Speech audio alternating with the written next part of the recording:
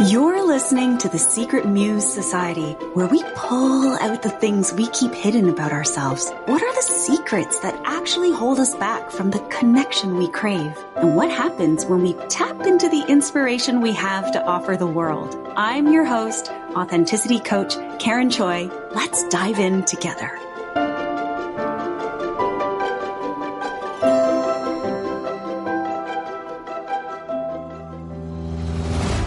In a world where everyone and their grandmother is making noise, fighting for your attention, and telling you what to do, one awkward yet brave life coach invites you into a quiet room where all we talk about is you. This is the Secret Muse Society, in your ears and heart, starting 02022022. Hey, welcome. This is the trailer to the Secret Muse Society podcast. I'm your host, Karen Choi. Thank you so much for inviting me into your day. I'm trying to picture, what are you doing right now? Are you out for a walk, sitting on your couch, sipping on some tea? Are you driving to work, or you're running on the treadmill? Maybe you're cooking something delicious for dinner, or cleaning the house, eating chips. I wonder what flavor. Maybe you're folding laundry. I've got a mountain of it behind me. Or are you lying in bed or even making something beautiful? I'm just so grateful you chose to bring me along. It's our inaugural season and I'm a first-time podcaster. So thank you for being here and let me show you around. In this trailer, you're going to learn a little bit about me. Why I started the Secret Muse Society for you, for me, for us. What can you expect? What can we achieve here together? And what are you willing to share about you? I'll go first. Who am I? Well, I'm a life coach based in Toronto, Canada, where I live with my two creative and very expressive daughters, my handsome, strong entrepreneur husband, and my loving Korean mother-in-law, and our very vocal, aka barky, little dog, Arlo. I do love him, but he drives me nuts. Anyway, our family's favorite place is anywhere by the water, and we are so privileged to live just a 10-minute drive from the views of Lake Ontario. It is truly my happy place. I call myself authenticity coach because the work I'm committed to doing here is based on my belief that the world becomes a better place as each of us become closer to our true self. I actually think that's what heaven would be. And there you have it. My first secret revealed on this podcast. So moving on, some quick fun facts about me. I'm a first-generation Canadian-born Chinese. I grew up wearing a uniform and going to a Christian private school. On Saturday mornings, I attended Chinese heritage school where I didn't learn much Mandarin, but I know how to write my name and I know a few children's songs and traditional dances. I love sight reading music at the piano. It's one of my go-to self-care activities. I used to play the cello, and I once won a karaoke competition and got to take home a soggy manila envelope of $1,000 cash. Yeah, it was an incredible night. My bestie and I had fun with that until we realized how gross it was to be throwing that money around on my bed. I still have nightmares about having to write an exam and wake up in a panic because I didn't study. I also have recurring dreams about swimming with humpback whales through flooded underground train stations. I'm still not sure what that means yet. In my career, I have worked in the arts, and I have worked with designers, and now I'm a life coach. I could actually say that the first 12 years of my life were very much me, and then the next, I'd say 20 years were very much not me. And starting around 32 is when I came back to me. And now this is the year that I turned 42, and I'm feeling more me than ever. So I love musicals, astrology, tarot cards, BTS, Honeycrisp apples. My mom's dumplings are the best. She makes her own dough and the meat filling. Like, there's nothing like your mom's flavor. of dumplings. Anyway, I love to eat mulnaengmyeon even in the wintertime. And I dream of my dream house with Japandi interior. I also love and adore paper collages. I am a Pisces sun, Scorpio moon, Libra rising. In Myers-Briggs, I am ENFP. In human design, I'm a generator with an emotional center. I'm still learning about human design. And if you're familiar with Gretchen Rubin, she has these new thing called the 4 tendencies. And there I am a questioner with the upholder. It's pretty cool. I really like personality tests. What else? Well, I started the Secret Muse Society podcast for us because I don't want us to hide anymore. The things that I've just told you are things that I don't really start up front and share. And it's taken a lot of boldness and bravery to get to a point where I believe that these parts of me are important to share. I also want us to be inspired by life and to inspire life. Like, we want happiness and satisfaction, but I also think that sadness and grief, there's a lot of beauty there too. And, we show up making our hair look good, putting on the filters, but I also see a lot of beauty in sweatpants and top buns. So I want us to be seen, heard, and celebrated in our entirety, in our wholeness. So that's where the Secret Muse Society comes. Let me break down the title. Secrets. We all have them, right? My friend Natasha once asked me, Karen, what's your deepest, darkest secret? And in that moment, I couldn't tell her. So I thought I was all good. I believed I was an open book, which is totally a lie. Yeah, I was hiding something and I didn't even know it. So in this podcast, I want us to expand our awareness by exploring those secret somethings we keep unknown or unseen. You can call me curious, or you can call me nosy. I've been called both. But I know it's important for us to unpack those mysteries and misunderstandings in a way that feels safe and not excruciating. I know that our secrets are a key to our freedom. I'd also like to offer you some secrets that I've learned through my training as a life coach and my obsession with personal growth. Secrets are like shadows. They're a part of us. So let's show them some love. That is when life really wakes up.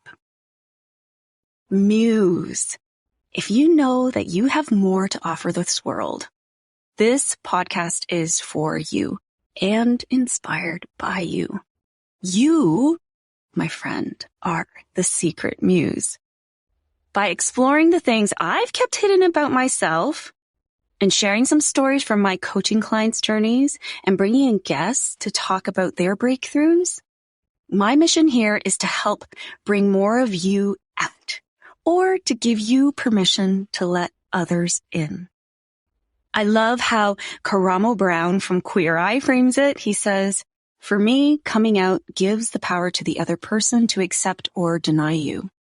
When you're inviting them in, you have the power. You have the power. And by creating this podcast, I'm also embracing my own power. I actually have a great fear of speaking up and sharing my ideas. Maybe they're like, you're going to think I'm crazy, or they don't make any sense, or I'm going to stutter or mumble. But that's kind of what this is about. I hope by looking for you, the secret muse, I can also show up as a muse and talk about the things that I've been dying to talk about with people, but I just don't know who wants to talk about it. It's going to be so much fun. Like, I get so excited about this. See? Muse. All right. Society. Okay. I don't know what to say about our current society today. My feelings are a mixed bag, as I'm sure they are for you. At this time of this recording, we are in a pandemic. It's really freaking cold outside, and there is not a lot of sunshine. People are sick. People are isolated. People feel unsupported, unsafe, unsecure. People are tired. And then there's also people who are healing, people who are helping, people who feel hopeful. people who are shining a light on the shadows. So wherever you're at, I want this podcast to be a safe space to come as you are, take what you need, leave what doesn't serve you, and to know that you are not alone in this society. The Secret Muse Society is also about us becoming stronger, more courageous, more us, so we can be change makers in our homes, in our families, our workplaces, our communities. I just know that we have the power to create a new society. And unlike other secret societies, this society shouldn't be kept secret. I almost called it the not so secret society, but it was just too much of a mouthful. So listen up. Unlike Fight Club, I want you to talk about the Secret Muse Society. That's the first rule. You talk about the Secret Muse Society. And what's rule number 2? You talk about the Secret Muse Society. Okay? Our goal here is to be not so secret anymore. We'll dive into topics like what we secretly don't like about ourselves, the voices in our heads like the saboteur, the mean inner critic, the crying inner child. We'll explore uncomfortable and potentially conflicting subjects like religion and spirituality. What about facing those fears that actually opened up a whole new world of possibility? Or bringing light to the things that actually give us a lot of pleasure, but we're embarrassed to talk about? And let's not forget about those big dreams we have, but not sure if we deserve. Have you watched the movie Encanto? I want us to talk about Bruno, because there are so many gifts here. All right, here's a taste of what you can expect in the upcoming episodes.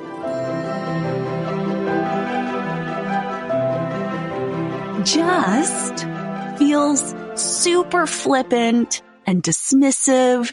It makes me cringe. Like the person giving that advice says, it's just the easiest answer to everything in any situation, right? Like, just be yourself. So why isn't it easy? Why isn't it just? And why is it so hard? Because unconsciously, that little word just actually carries a lot of luggage. I looked it up in the Oxford Dictionary, and it defines just as exactly, like precisely, absolutely, completely, totally, entirely, utterly, wholly, and thoroughly, all together in every way, in all respects, down to the ground, to a T, dead on the money, perfect. Yes, my friends, all those words were listed to mean just. A 4-letter word loaded with perfectionism, pressure, and a call to vulnerability. And I guess, right, that's the scary part of it. The vulnerable, just be yourself is putting yourself out there and having to put yourself out there completely and totally, wholly. And what does that require? It requires our full investigation.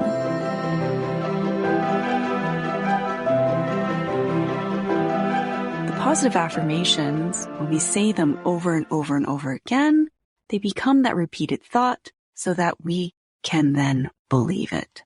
So why do we love them? They feel good. Positive affirmations feel hopeful.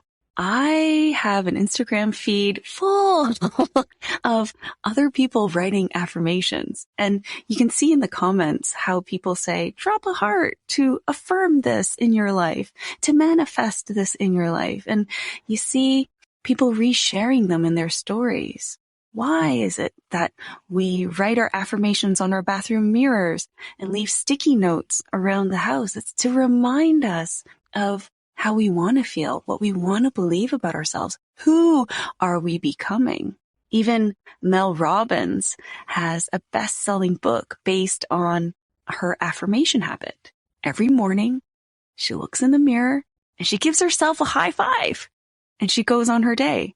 And she's making millions of dollars on this high five habit in the morning, which is basically a physical affirmation that says, yes, you got this. Go for it.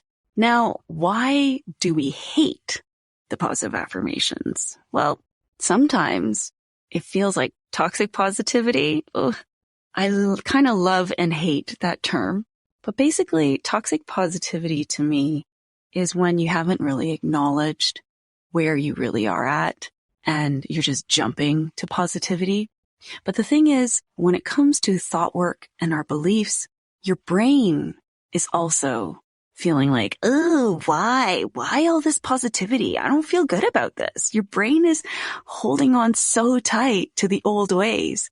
It likes telling you those mean things not because your brain wants to be mean to you, but because your brain was taught to think that way. And your brain is a little bit lazy.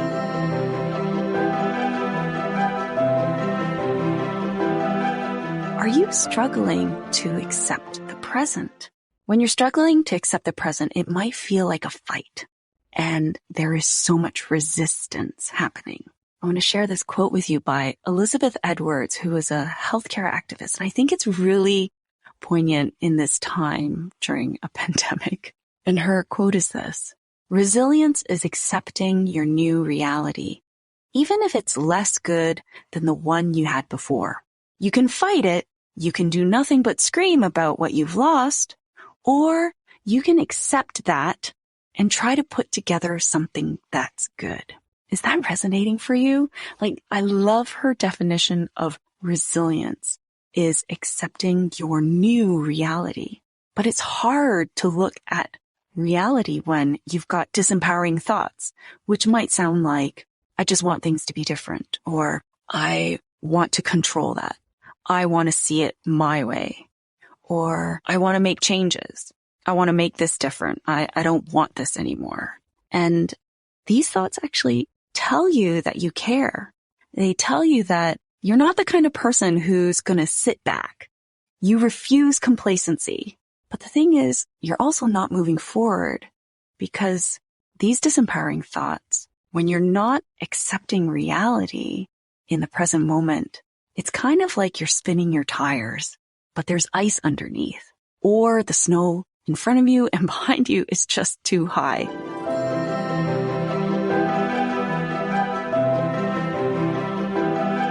Now, dear Muse, it's your turn. Are you willing to let people know that you are a part of the Secret Muse Society? I'm curious to see if we can get this podcast on the list of new and noteworthy in Apple Podcasts. How wild would that be? That just gives me goosebumps thinking about it. We can make this happen together. Could you help me? All you have to do is go to Apple Podcasts to leave a rating and review. And here, your honesty is gold, all right? If this trailer is not your jam, cool. You can leave me a 1-star for effort. If you can't wait for episode 1 to drop, please leave 5 stars with enthusiasm or however you feel. You can get the link in the show notes below. All right? Okay, so that's enough from me for now.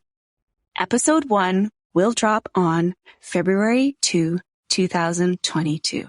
Yep, I chose 02022022, which is a magic number for me. And you'll have to stay tuned to find out why. I'm your host, Karen Choi. Darling, I think this is the beginning of a beautiful friendship.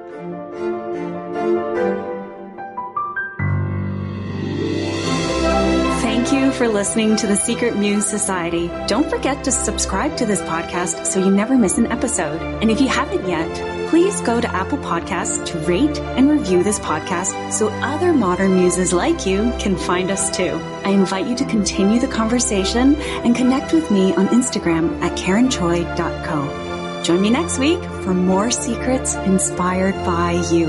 I'm Karen Choi. Until next time, stay gold.